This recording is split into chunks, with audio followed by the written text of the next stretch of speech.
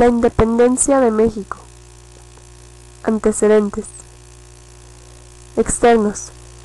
Reformas borbónicas. Revolución Francesa. Expansión de Napoleón. Independencia de las 13 colonias. Ilustración. Internos. Nacionalismo criollo. Problemas económicos y políticos en Nueva España. Insurrecciones populares. La conjura del ayuntamiento. La conspiración de Valladolid. La conspiración de Querétaro. Primera etapa. De 1810 a 1811. Inicio. Cuando fue descubierta la conspiración de Valladolid, esta ya tenía ramificaciones principalmente en San Miguel el Grande, ahora San Miguel de Allende, donde el capitán don Ignacio Allende, junto con sus compañeros Mariano Basolo y Juan Aldama, organizaban fiestas y reuniones con las cuales enmascaraban las juntas secretas, pero en realidad se reunían para conspirar en contra del reino español. En la conspiración de Querétaro intervinieron el corregidor don Miguel Domínguez, su esposa doña Josefa Ortiz de Domínguez, los capitanes Allende, Aldama, Abasolo, Arias y Lanzagorta, y el inmortal padre de la patria don Miguel Hidalgo y Costilla. Esta conspiración fue denunciada por Juan Garrido, y el corregidor don Miguel Domínguez recibió la orden de detener a sus compañeros conjurados. Josefa Ortiz de Domínguez se da cuenta de que los españoles han descubierto sus planes, así que ella desde Querétaro trata de ir a Dolores a poner en sobreaviso al padre de la patria, pero cuando ella trata de ir, su esposo la encierra. Gracias al alcalde Valleza logra contactarse con Allende, y él es el que lleva el mensaje a Miguel Hidalgo. La madrugada del 15 de septiembre de 1810, en el atrio de la parroquia, Miguel Hidalgo convoca al levantamiento armado en contra del mal gobierno. Los españoles hicieron fuertes en la Alhóndiga de Granaditas, tomada por asalto gracias al heroísmo del Pípila, un joven que, cubierto con un aloso de piedra, desafió las balas enemigas, se acercó a la puerta de la Alhóndiga y le prendió fuego. Hidalgo es condenado a quitarle su sacerdocio, es decir, lo excomulgan. De Guanajuato, Hidalgo se dirigió a Morelia, y de allí a México. Ganó el ejército insurgente la gran batalla de Monte de las Cruces. La retirada de México fue un error de Hidalgo. Apenado y triste, se retiró de Aculco a Guadalajara. Calleja lo siguió e Hidalgo le hizo frente en la batalla del Puente de Calderón, donde los insurgentes fueron derrotados. Elizondo, que tiene el mando en Coahuila, traiciona a los insurgentes. Son condenados a morir fusilados. Decapitan a Hidalgo, Allende y Aldama y exponen sus cabezas junto con las de su compañero Jiménez en las 4 puntas de la Alhóndiga de Granaditas. Segunda etapa. De 1811 a 1815. Organización. Hubo una admirable retirada de los restos del ejército insurgente desde Saltillo a Zitácuaro, bajo el mando del licenciado Ignacio López Rayón, quien mantuvo la causa insurgente con los momentos de desfallecimiento que surgieron a este suceso desfavorable, y dio forma legal al movimiento mediante la constitución de la Junta de Zitácuaro. Se inició la Guerra del Sur, sostenida por José María Morelos y Pavón, secundado por Hermenegildo y Pablo Galeana, Nicolás, Leonardo y Miguel Bravo, Mariano Matamoros y Vicente Guerrero. Morelos retuvo a Calleja en Cuautla más de 2 meses y luego rompió el sitio, mediante sus dominios desde Puebla hasta Guerrero y Oaxaca. Morelos estableció respeto y protegió el Congreso de Chilpancingo. Se preocupó de que elaboraran leyes más justas que las antiguas, abolió la esclavitud, estableció los derechos del pueblo sin distinción de clases ni castas y ordenó el reparto de latifundios. Morelos organizó 4 campañas militares.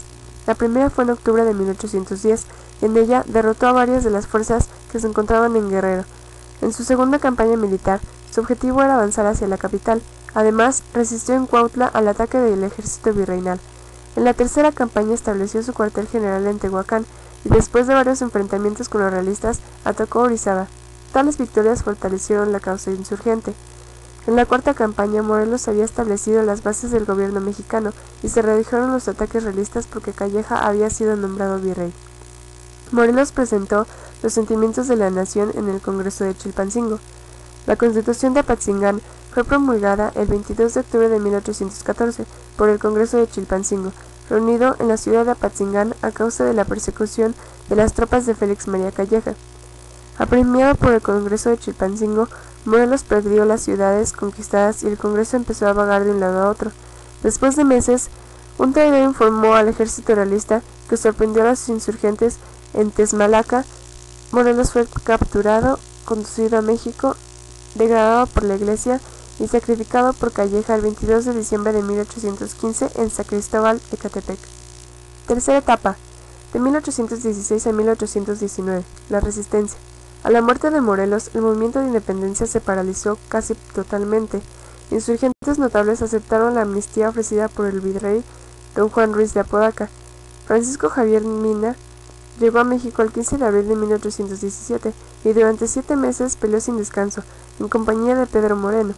Mina, hecho prisionero, fue trasladado a Silao y de allí al campo de Liñán, donde fue fusilado a los ojos de insurgentes sitiados el 11 de noviembre de 1817. Cuarta etapa, la consumación, de 1820 a 1821. La rebelión siguió en pie, sobre todo en el sur, donde mantenía el fuego Vicente Guerrero. En 1818 llegó a verse con solo 5 hombres y siguió manteniendo una activa guerra de guerrillas, secundado por Pedro.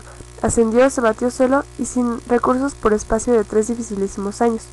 Para evitar la aplicación en la Nueva España de la Constitución Española de 1812, un grupo de hombres encabezado por don Matías Monteagudo comenzó a reunirse en los claustros interiores del Templo de la Profesa, en la Ciudad de México, buscando la forma de lograr la independencia.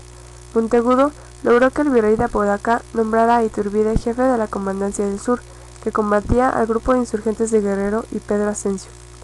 Iturbide aceptó el mando y atrajo a Guerrero a su plan de gobierno adaptado a la época y circunstancias, haciéndole ver que era el camino para lograr la independencia. Suscribió dicho plan en Iguala el 24 de febrero de 1821 y lo proclamó el 2 de marzo. Ese día ondeó la bandera trigarante. Se organizó el ejército trigarante. El 30 de julio de 1821 desembarcó en Veracruz don Juan de O'Donojú, nombrado nuevo virrey de México. O'Donojú vio la popularidad de Iturbide y pensó que era imposible impedir la consumación de la independencia. Celebró con Iturbide los tratados de Córdoba que confirmaron el plan de Iguala, reconociendo la independencia de México el 23 de agosto de 1821. El 27 de septiembre de 1821 entró a México el ejército trigarante. Por eso, será eterno entre los mexicanos el recuerdo del 27 de septiembre de 1821. México era un país independiente. Conclusión. Gracias a este movimiento que duró de 1810 a 1821, somos una nación libre e independiente. A lo largo de estos 11 años hubo conspiraciones, batallas, crisis, problemas, muchas muertes trágicas, tanto de personas del pueblo como de héroes de este movimiento. También se promulgaron leyes importantes en las cuales se basan las actuales. Todo esto, junto con otros eventos de suma importancia como lo que es la Revolución Mexicana, han hecho lo que hoy son los Estados Unidos mexicanos.